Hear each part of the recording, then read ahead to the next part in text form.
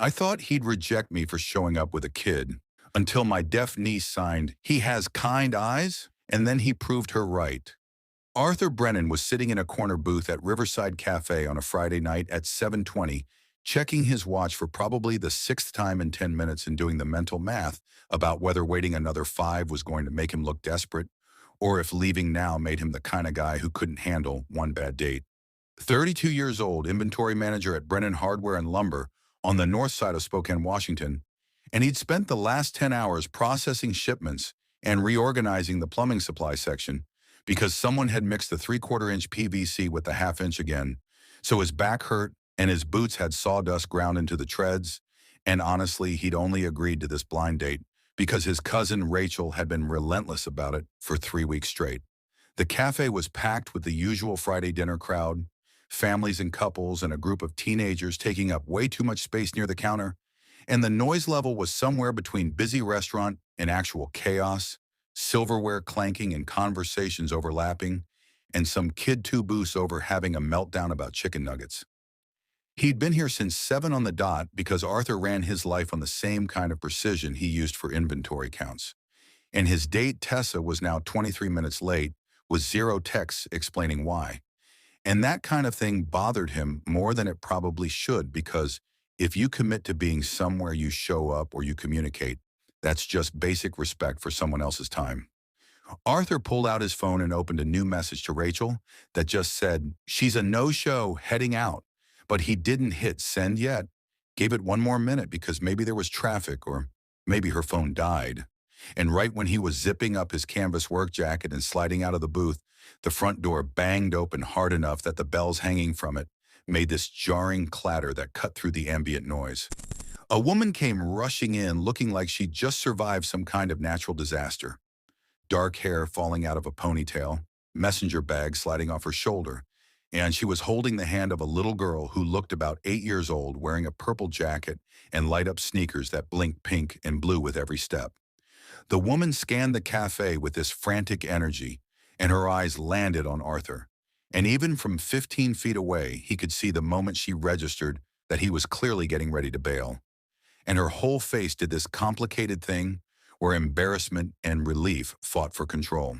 She speed walked over, still holding the kid's hand, and when she got to the booth, she just stopped and stood there for a second, rubbing the bridge of her nose with her free hand, letting out this long, heavy exhale like she'd been holding her breath for the last hour. The little girl was staring up at Arthur with the kind of open curiosity kids have before they learn to pretend they're not interested in everything. And Arthur noticed she was watching his face really carefully, more careful than most kids that age, tracking his expression and his hands in a way that pinged something familiar in his brain. The woman finally dropped her hand from her face and looked at him directly, and her eyes were this light brown that probably looked better when she wasn't running on whatever reserve she was currently operating from. "You're Arthur, right? I'm Tessa. I am so incredibly sorry I'm late. And I know this is." She paused and glanced down at the kid, still holding her hand, then back at Arthur. And he could see her doing calculations about how to explain whatever situation she'd just walked in from. The little girl tugged on Tessa's sleeve, and when Tessa looked down, the kid started moving her hands in quick, fluid gestures. And Arthur recognized it immediately as ASL because he'd worked alongside a deaf guy named Marcus for 2 years at the hardware store before Marcus transferred to the Tacoma location. And Arthur had picked up enough sign language to have basic conversations about lumber dimensions and break schedules. The girl was signing something and looking at Arthur while she did it, and Tessa's expression shifted into something softer, and she signed back to the kid before turning to Arthur with this apologetic smile that didn't quite reach her eyes because she was still clearly stressed. "She says you have kind eyes," Tessa said, and her voice had dropped lower like she was half expecting Arthur to be annoyed or weirded out.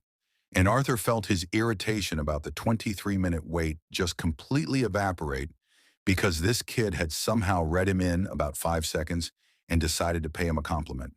He looked at the little girl and shifted his position so she could see his hands clearly, and he signed back slowly because his ASL was definitely rusty and he didn't want to accidentally say something wrong.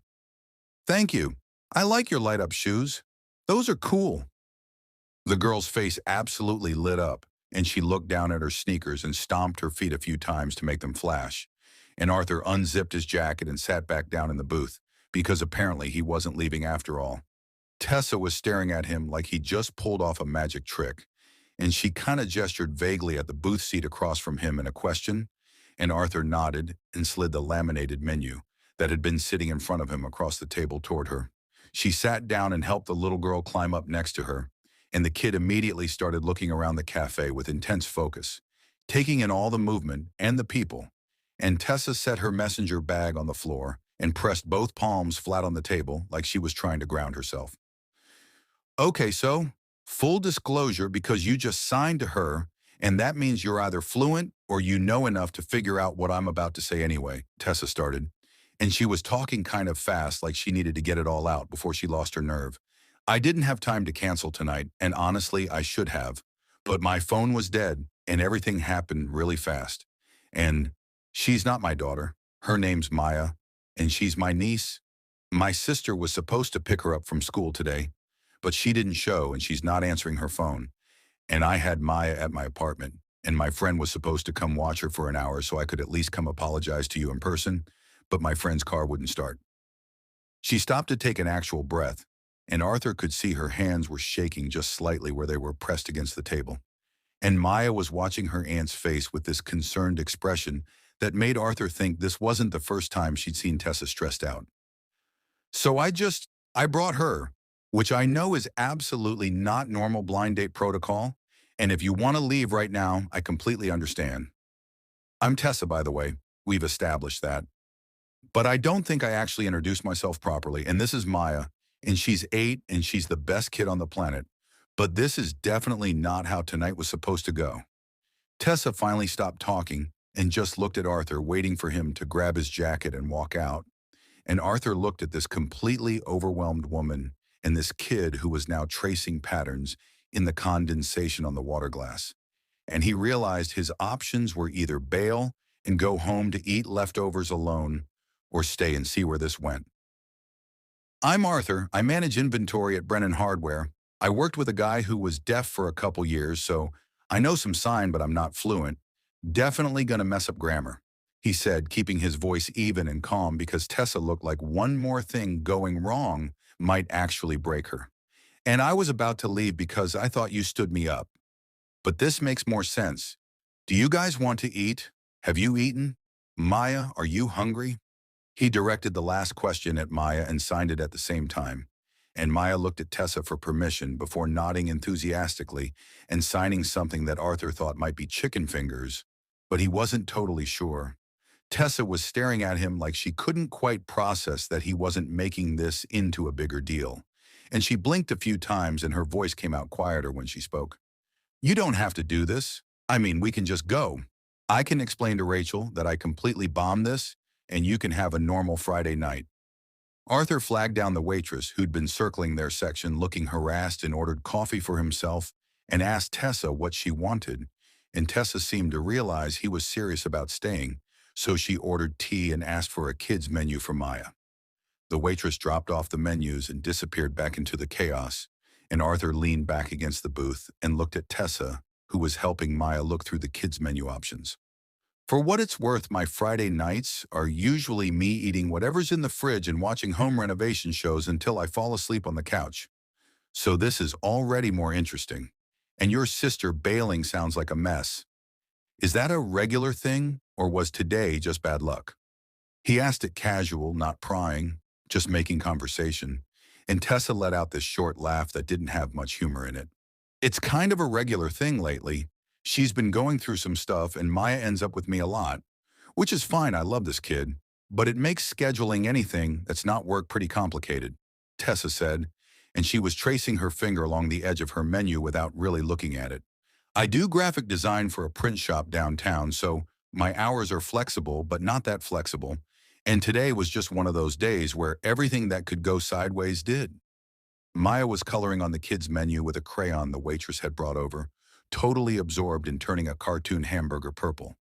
And Arthur watched Tessa watch her niece and recognized the specific kind of tired that comes from being responsible for another human, when you weren't necessarily expecting to be.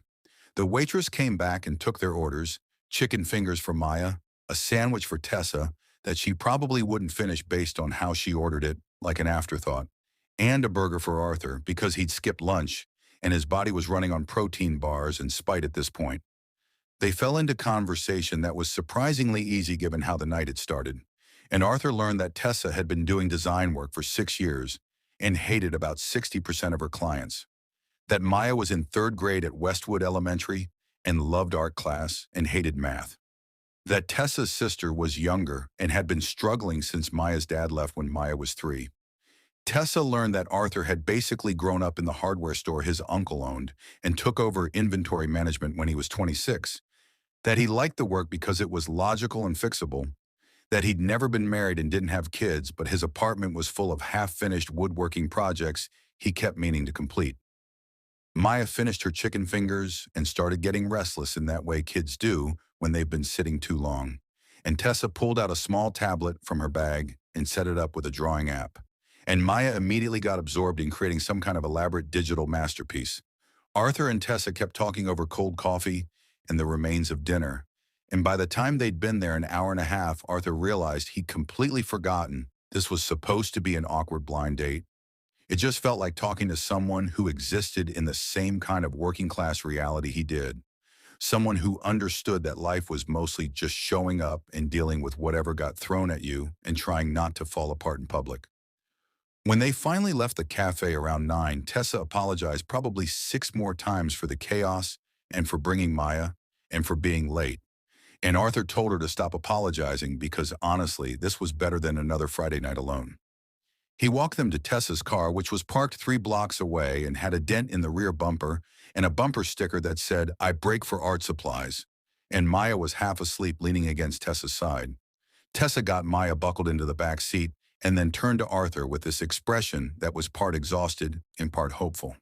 "So that was probably the weirdest first date you've ever been on," she said, and Arthur shrugged.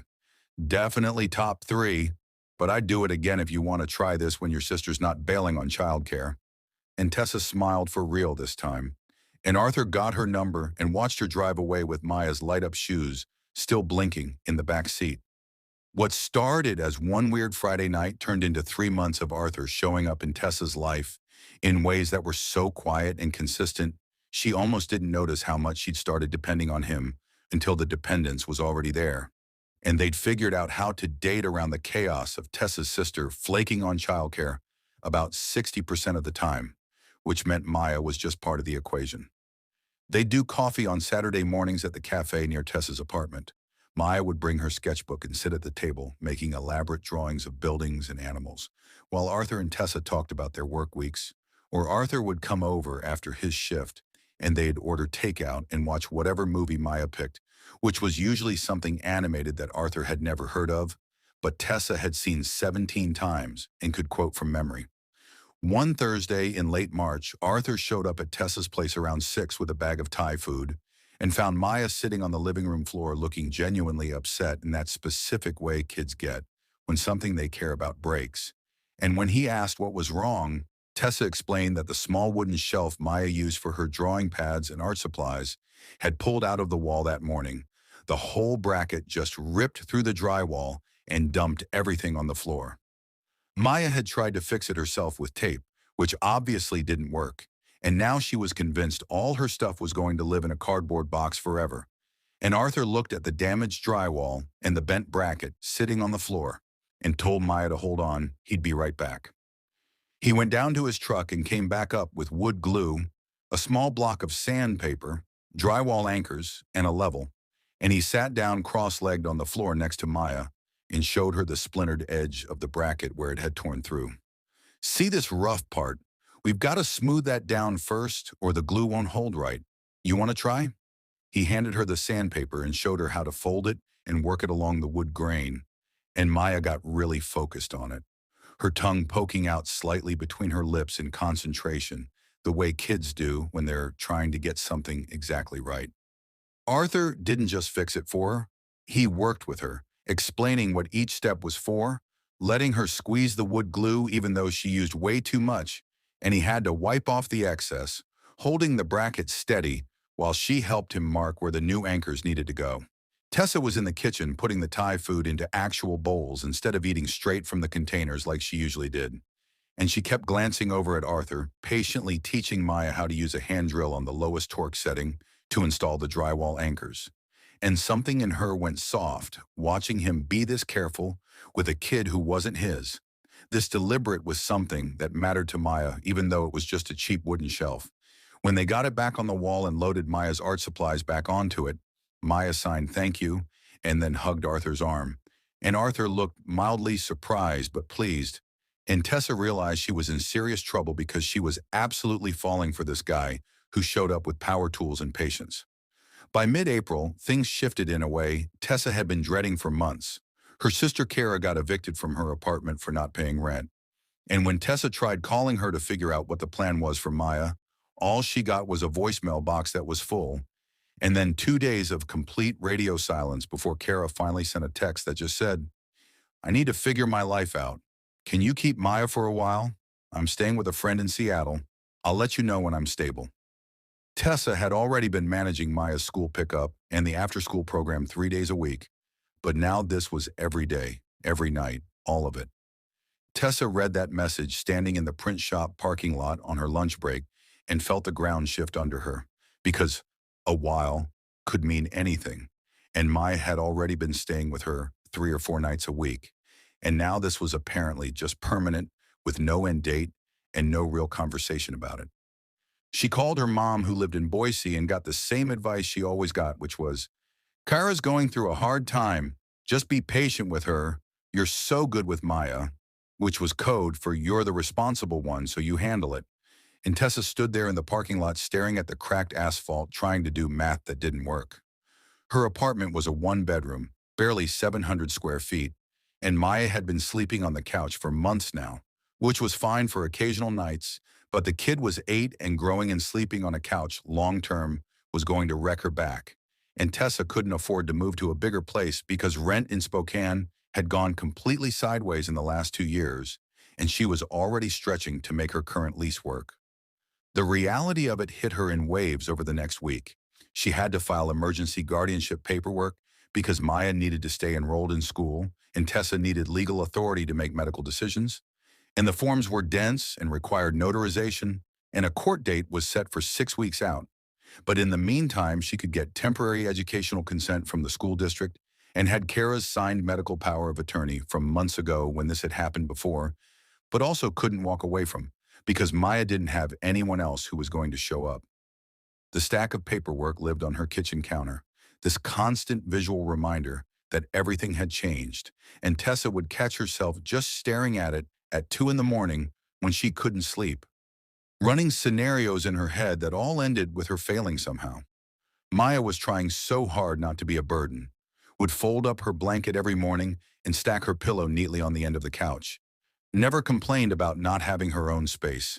But Tessa could see the way she'd shift positions at night trying to get comfortable, the way her back would be stiff in the mornings.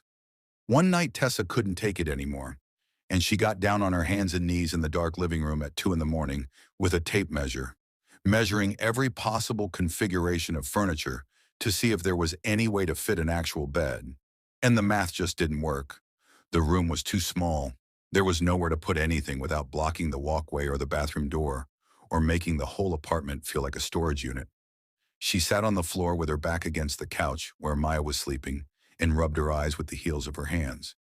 And the exhaustion wasn't just physical.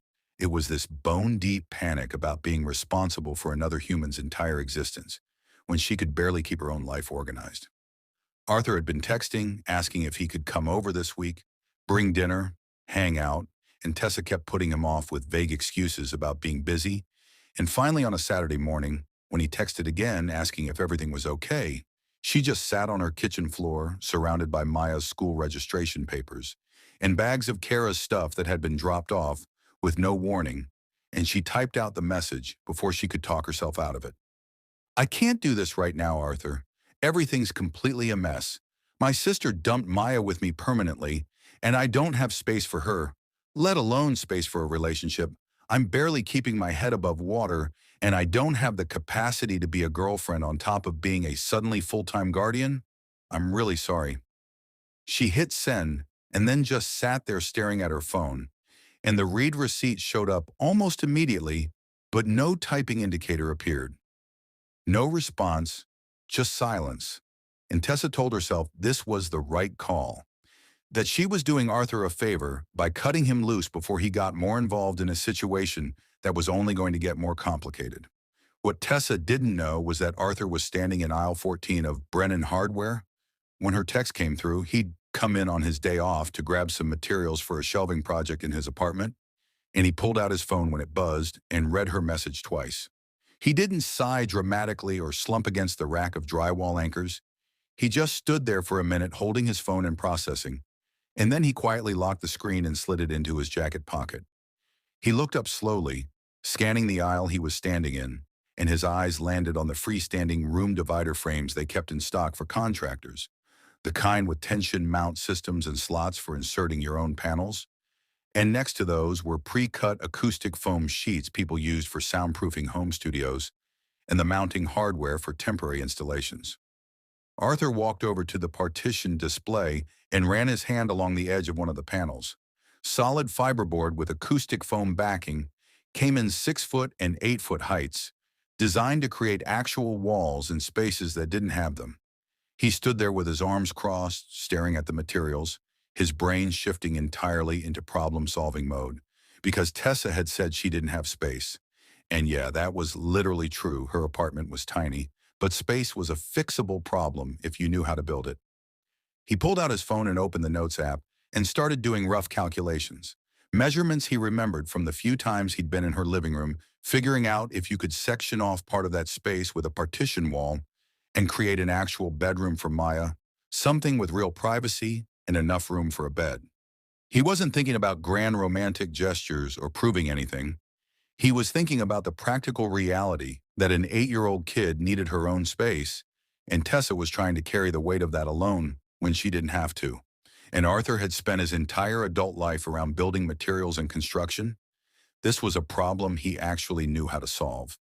He loaded up a cart with the panels and the mounting hardware and the tools he'd need, did the math on what it would cost and decided it was worth it, and he checked out at the contractor discount counter because the guy working register owed him a favor from helping reorganize the electrical supply section last month. Monday evening, Arthur was loading everything into his truck bed when his coworker Derek came out for a smoke break and asked what he was building, and Arthur said, "A bedroom wall for a friend's place? Her niece needs actual space, and they're working with about 700 square feet total." And Derek nodded like this made complete sense. "That's solid, man. Partition walls are clutch for small apartments. You need an extra set of hands?" Arthur thought about it and shook his head. "Nah, I got it, but thanks." Because this felt like something he needed to do himself. Needed to show Tessa that asking for help wasn't weakness, and that she didn't have to choose between taking care of Maya and having someone in her life who gave a damn about both of them. Saturday morning came in gray and cold, early May weather that couldn't decide if it was still spring or already giving up.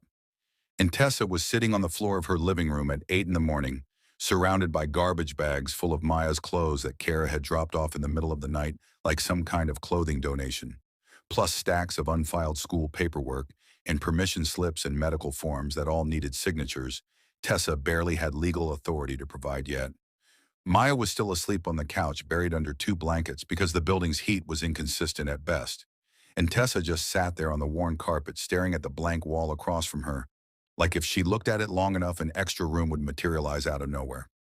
She'd been up since 5 doing that thing where you're too anxious to sleep but too exhausted to actually function. Just laying in her bed in the next room listening to Maya shift positions, trying to get comfortable on a couch that was way too short for a growing kid. And the guilt of it was eating Tessa alive because Maya deserved better than this. Deserved her own space and stability, and a guardian who had their life together enough to provide basic things like a bedroom. The emergency guardianship hearing was scheduled for 3 weeks out, but she'd gotten temporary educational and medical authorities sorted with the school and her doctor, which meant she was functionally responsible for every single aspect of Maya's life, even if the legal paperwork wasn't finalized yet. And the reality of that felt like trying to breathe underwater, just this constant pressure that wouldn't let up. A firm knock on the apartment door cut through the quiet, and Tessa's first thought was that it was probably her landlord coming to complain about something. But when she dragged herself up off the floor and opened the door, Arthur was standing there in his canvas work pants and a gray Henley, with the sleeves pushed up to his elbows. And he was holding a toolbox in one hand and had a power drill hanging from his belt. Behind him in the hallway, she could see a dolly stacked with what looked like large flat panels, and Tessa's brain completely stalled out, trying to process why he was here when she'd explicitly told him she couldn't do this anymore. She gripped the edge of the door frame hard enough that her knuckles went white, and her voice came out smaller and more defensive than she wanted.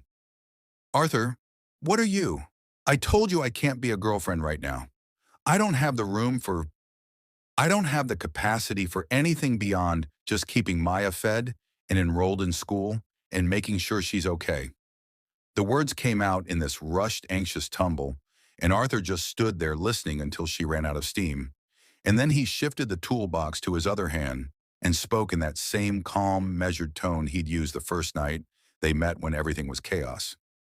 I know, he said, and he stepped forward just enough to gently move past her into the apartment, setting his toolbox down on the floor near the entrance with a heavy metallic thud.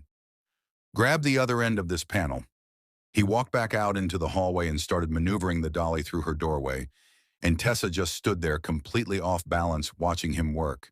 And Arthur pulled one of the large partition panels off the stack and held one end while looking at her expectantly. We're just building a wall, Tessa, because Maya needs an actual bedroom, and you don't have to carry every heavy thing by yourself.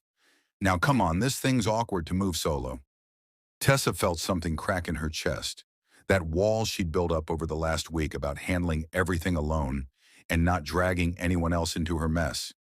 And she found herself walking over and grabbing the other end of the panel, because what else was she supposed to do when someone showed up with an actual solution to a problem she'd been losing sleep over? The panel was heavier than it looked, solid fiberboard with some kind of foam backing, and Arthur directed her to set it down leaning against the living room wall while he brought in the rest of them, 6 panels total, plus mounting brackets and a bag full of hardware that looked serious. Arthur pulled a pencil from behind his ear and a small notepad from his pocket and started measuring the living room. And he was talking while he worked, explaining his thinking in that straightforward way he had.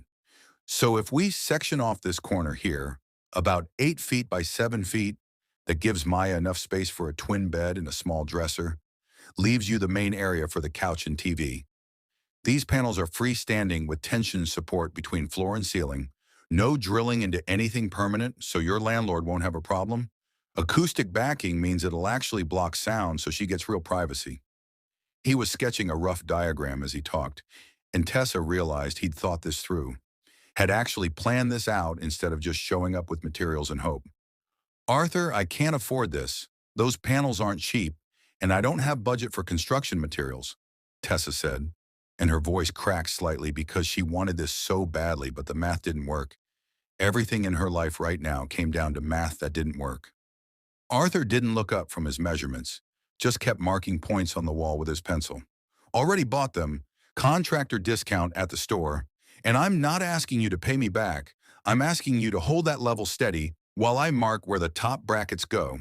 Can you do that? He said it like it was the simplest request in the world, and Tessa took the level he handed her and held it against the wall where he indicated. And they fell into this working rhythm that felt familiar, even though they'd never done anything like this together before. Maya woke up around 9:30 and came padding out from the couch rubbing her eyes, and she stopped short when she saw Arthur and Tessa and all the construction materials spread across the living room floor, and she signed something to Tessa that Arthur caught enough of to know she was asking what was happening. Tessa knelt down and explained in sign that they were building her a bedroom, a real one with walls and privacy, and Maya's whole face transformed. And she looked at Arthur with this expression of pure hope and signed "thank you" about 5 times in rapid succession before asking if she could help. They worked for the next 6 hours with breaks for lunch and for Arthur to show Maya how to use the level, which she thought was the coolest tool ever invented. And the physical work of it was hard, adjusting the tension poles and making sure everything was level and plumb. But it was also weirdly meditative, just the sound of assembling the frames and the three of them working toward this concrete goal. Tessa held panels steady while Arthur secured the mounting brackets. Maya handed him screws and tools when he asked for them, and every piece that went up made the space feel more real, more like Maya actually had a place in this apartment that was hers. By 4 in the afternoon, the partition wall was up and solid, creating this separate space in the corner of the living room that you could actually close off with a tension rod and curtain for a door. And Arthur had installed it so the acoustic panels faced Maya's side, which meant the space was actually quiet, blocked out the sound from the TV and the street noise from the windows. Maya walked into her new room and just stood there looking around, and Tessa could see her taking it in.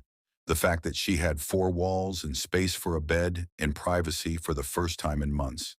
And when Maya turned back around, she had tears running down her face, but she was smiling, and she ran over and hugged both Tessa and Arthur at the same time. After Maya went to bed that night in her new room on an air mattress Arthur had brought from his apartment as a temporary solution until Tessa could get an actual bed frame, Tessa and Arthur sat on the living room floor with their backs against the couch, drinking beer from her fridge and looking at the wall they'd built. Tessa's shoulders ached and her hands had blisters from holding tools she wasn't used to using, and she felt more exhausted than she had in weeks, but it was the good kind of tired, the kind that comes from actually accomplishing something that matters. "I'm sorry I tried to push you away," Tessa said quietly, picking at the label on her beer bottle. "I got so caught up in thinking I had to handle everything alone that I forgot asking for help doesn't mean I'm failing, and you showing up today with actual solutions instead of just sympathy, I don't know how to thank you for that." Arthur took a sip of his beer and bumped his shoulder against hers gently. "You don't have to thank me. You just have to stop assuming you're a burden when things get hard. I signed up for this, the chaos and the kid and all of it. That doesn't scare me off." 6 months later, on a Saturday afternoon in November, Tessa's apartment looked completely different, still small but functional in a way it hadn't been before. And Maya's partition wall room had evolved into an actual bedroom with a proper bed frame Arthur had built from lumber, shelves for her art supplies, drawings taped to the walls. Tessa and Arthur were sitting shoulder to shoulder on the living room rug, surrounded by the pieces of a flat-pack desk they were attempting to assemble for Maya's homework space. And the instructions were in that incomprehensible diagram language that made everything look simple until you actually tried to do it. Maya poked her head around the edge of her partition wall, her hair in 2 braids Tessa had learned to do from YouTube tutorials, and she watched Arthur hand Tessa a screwdriver and Tessa squint at the instruction sheet, trying to figure out which panel was labeled C. Maya walked over and signed to Tessa, and Tessa laughed, this genuine, exhausted sound, and she signed back before translating out loud for Arthur. She says, "See, I was right. He does have kind eyes." Arthur looked up from the desk piece he was holding and caught Maya's expression, and he rolled his eyes affectionately and grabbed the crumpled instruction manual and tossed it gently in Maya's direction, and she dodged it giggling and ran back to her room. Maybe love isn't about grand gestures or perfect timing or having your life completely together before you let someone in. Maybe it's just about showing up with a toolbox and proving through sweat and drywall anchors that you're not going anywhere when things get complicated. Arthur didn't rescue Tessa that Saturday morning. He just gave her an alternative to carrying everything solo, handed her the other end of the panel, and built something solid alongside her. Every tension adjustment and reinforcement bracket was a promise about stability. Every acoustic panel, a statement about dignity, and the shared exhaustion of creating space where there wasn't any before became the foundation for something neither of them had been looking for, but both of them needed. The wall they built wasn't just about giving Maya a bedroom. It was about Tessa learning that strength doesn't mean doing everything alone. And sometimes the bravest thing you can do is let someone hand you a level and say, "Grab the other end. We're building this together."